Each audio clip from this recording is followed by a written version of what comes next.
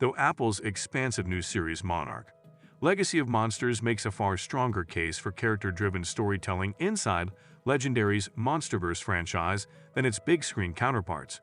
Nobody watches Godzilla for the people. Co-creators Chris Black and Matt Fraction approach Monarch as a chronologically expansive mystery adventure, a time-traveling and globe-trotting family saga that revolves around Anna Soei and Ren Wate, as recently reunited half-siblings Kate and Kentaro. It moves between two parallel timelines that span 3 generations and more than half a century, and it's more about the people whose lives and, yes, as the title implies, legacies have been completely shaped by their interactions with these fearsome, fantastical creatures.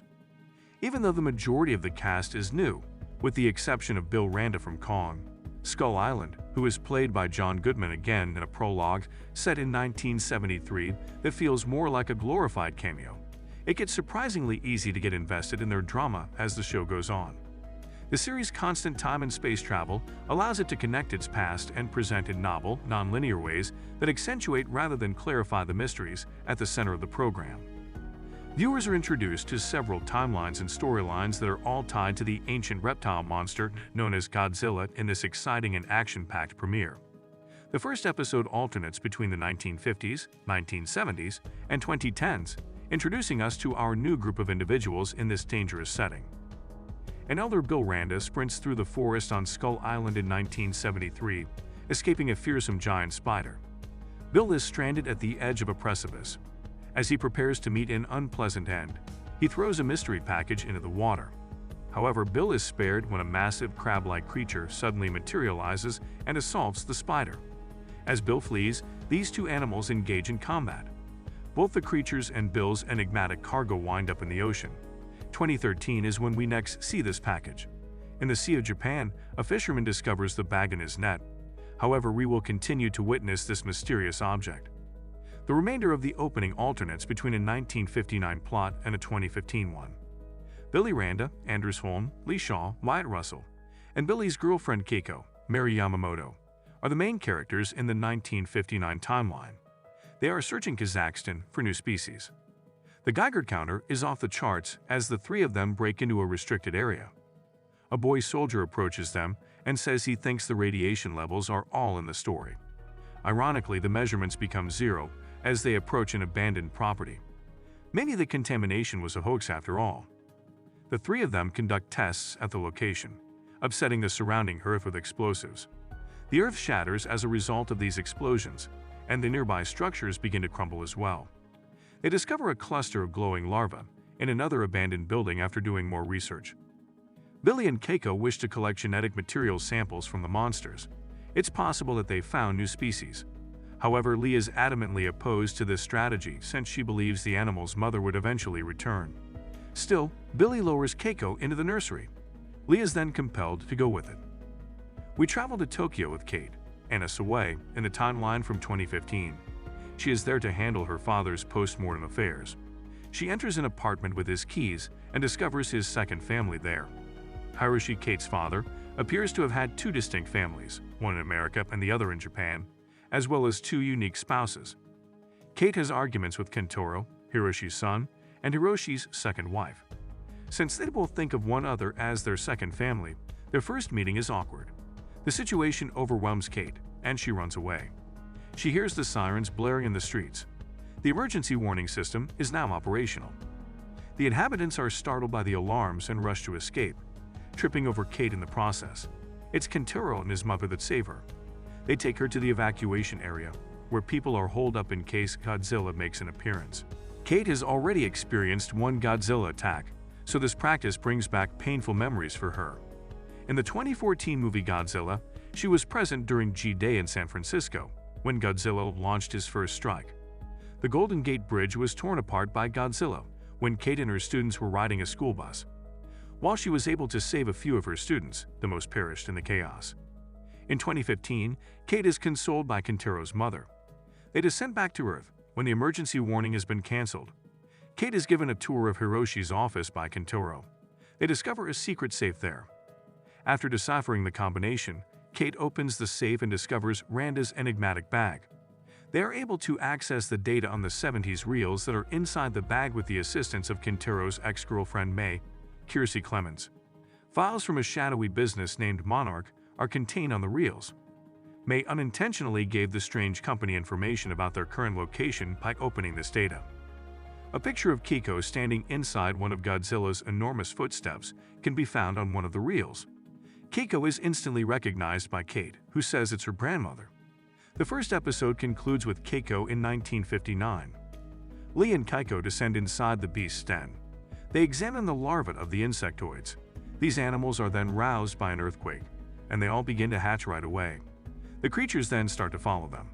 Although Lee escapes, the army of insects drags Keiko back down.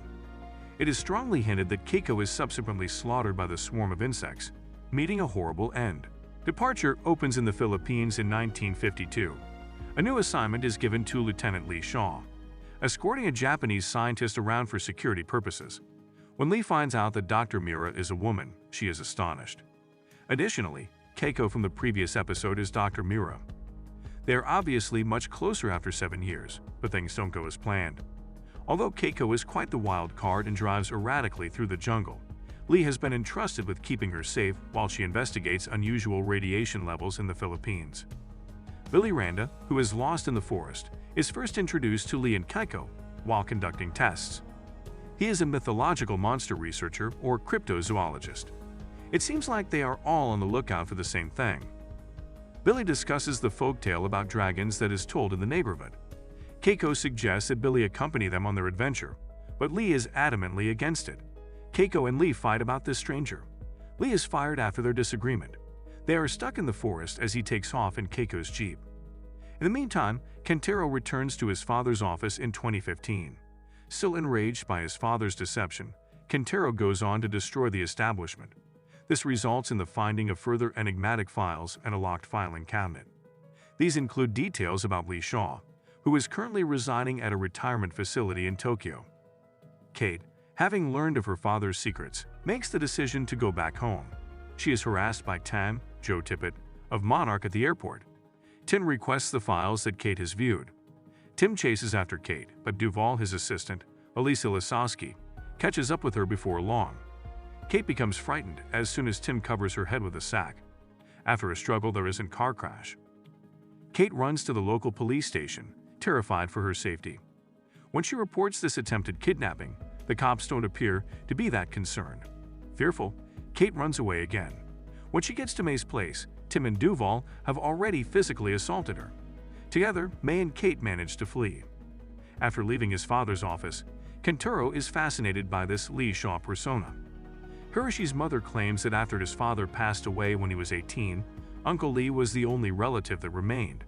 However, the abrupt presence of Tim and Duval cuts short their talk. Again, they demand the files. Kentaro flees the building while his mother diverts the enemy's attention. He meets up with May and Kate again, who are afraid of Monarch's unrelenting chase. May advises them to purchase fictitious passports and leave the nation, but Kentaro is eager to follow his most recent lead. Instead, they go to Lee's retirement community. At this Tokyo retirement complex, Kate, Kentaro, and May discover a much older Lee Shaw, Kurt Russell. Despite not knowing that Hiroshi had a daughter, he is able to identify Hiroshi's son. Lee leads them outdoors so they can have a quiet conversation away from the cameras. Lee is informed about Bill Randa's files and the strange death of Hiroshi.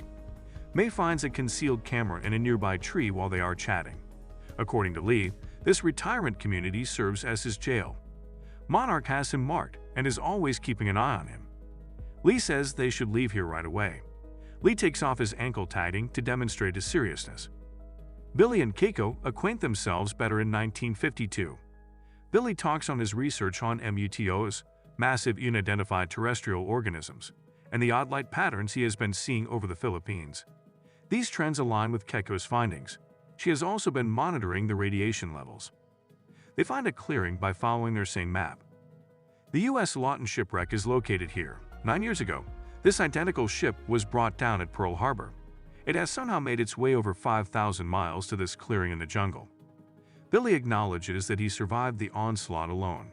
When this ship went down all those years ago, he was actually on it. Billy and Keiko investigate the ship's interior. They discover an odd organic substance seeping down the ship's walls, followed by a body heap covered in the same substance. The scientists run away.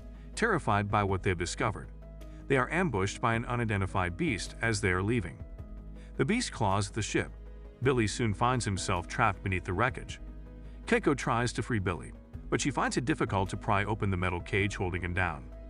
Then Lee makes a brief reappearance to rescue the day. Lee and Keiko collaborate to free Billy while the enormous creature carries on its assault. The thing makes itself known as the trio, flees and runs from it. It emerges as a monstrous creature with wings, maybe rodent. The people in the area have been talking about this dragon for decades.